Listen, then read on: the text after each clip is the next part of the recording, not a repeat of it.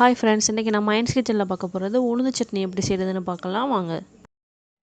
நல்ல பெரிய வெங்காயம் 2, மீடியம் சைஸ் தக்காளி 2, பச்சை மிளகாய், கருவேப்பிலை, பூண்டு. நம்ம இதில் பட்டை மிளகாய் சேர்க்குறதுனாலும் சேர்த்துக்கலாங்க. நான் பச்சை மிளகாய் சேர்க்குறேன்.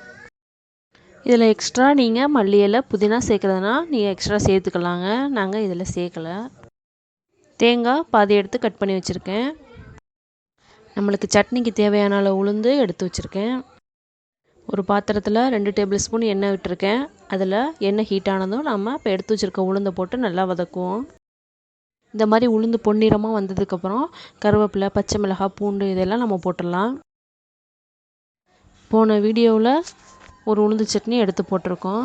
ஆனால் அது வேறு மெத்தட், இது வேறு மெத்தடுங்க.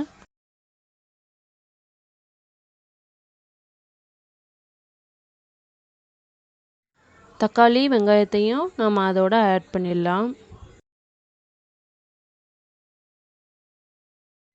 இப்போ நான் உப்பையும் இதோடவே ஆட் பண்ணிடுறேன். எப்போதுமே தக்காளி நம்ம எவ்வளோ வச்சாலும் கொஞ்சமாக புளி சேர்த்துக்கிட்டிங்கன்னா ரொம்பவே நல்லாயிருக்கும்.